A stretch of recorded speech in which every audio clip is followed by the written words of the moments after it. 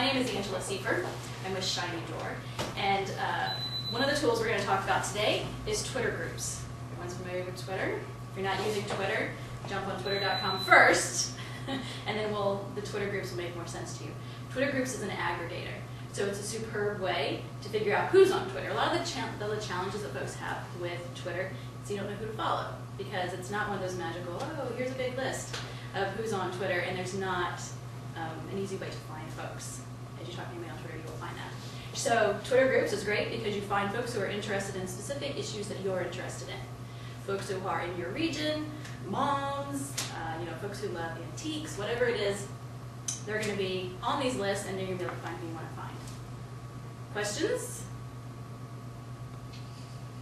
Okay, then I'm going to keep going. Right, you cut that right out. I do have a question. I just wasn't sure if you actually wanted me to ask it. Oh, yeah. I mean, I can keep jumping in with stuff, but it's better to get questions. Where is the data that's being used to decide how to segment? That's being decided. You mean Yeah. how are Right. folks? Is it the feeds itself? Is it what's in people's profiles? Gotcha. Okay. Folks sign up for Twitter groups, and it's very viral. So if you sign up for, Columbus Dads or something like that, then that's going to go out as a tag on your Twitter. And as your contacts see that, they sign up for Twitter Dads. So it's completely viral. We already have over 10,000 unique users, and it's totally been from viral distribution. And you can create a group yourself. So you could have a group for your church, for example. If you have a mom's group or something like that, you put it on there. But the way that you gain members, it's the viral nature of social networking that we all love. Great question. So is there any connection between the groups there as well as maybe the groups on Meetup or different sites like that? No. The only connector piece is with the Friend Connect. So if you're using Friend Connect in other places, then you can also use it here. One of the great things about Twitter groups itself is that we do not keep your username and password. So when you sign up for a group, you're signing up with it through your Twitter account. It's an API where we're pulling in that data, right? So we're not saving any of that on our own servers, which those who are concerned about privacy, it's very important. The benefit of this is really being able to find folks and then have conversations with them. So on each Twitter group page is anybody who signed up, it's all of their tweets. So it's a way to see what those particular folks are talking about in general. And then the additional feature that we're adding now is that when they tag it, you'll be able to look everything up with that particular tag in that particular group. And the other side of it is just to see whatever they posted, regardless of whether it has anything to do with being a mom, right? It's on the Twitter Moms group, but it just has to do with what they're Twittering about, so you can learn who they are. And then you also determine whether or not you want to follow them. So maybe there's 60 people in that particular group, you may not want to follow everybody. So you make that choice the same way you make that choice in any other situation, which is going and looking at their bio and deciding whether or not you want to follow them. But if you do want to follow every mom in Columbus, for example, I don't know if you want to do that, then you just go through and hit all the follow buttons. Other questions? If I want to tweet to go to a particular group, is there a way I can do that? That's the tagging, Okay. right? And that's the feature that we're just now adding. Okay. That's the £. Right, with Okay. whatever tag that is, right? Okay. And a lot of them are, Brian, you want to explain the tagging? Well, we follow the existing tags that are already on Twitter, but when you create your own group, you can create a unique tag for it as well. It also aggregates some of the other sites that do follow the tagging, so you can jump to those sites to see updates in real time.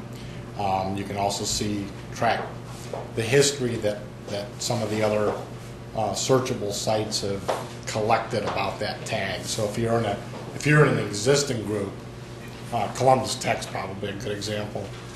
You can go back and see what all the discussion was around different events and things like that.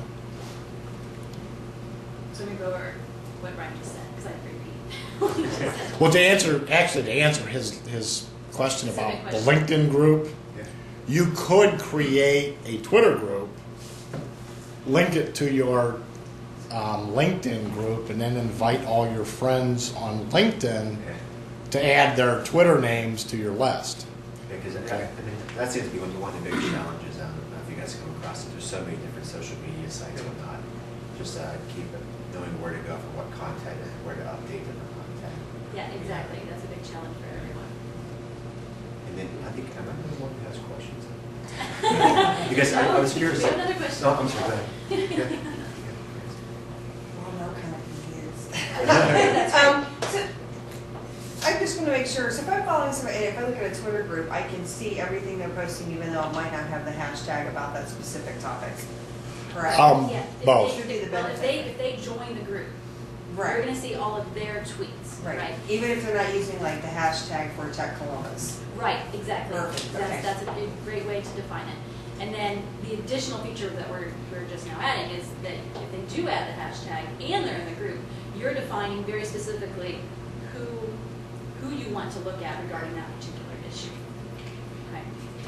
So just to be clear, Yes.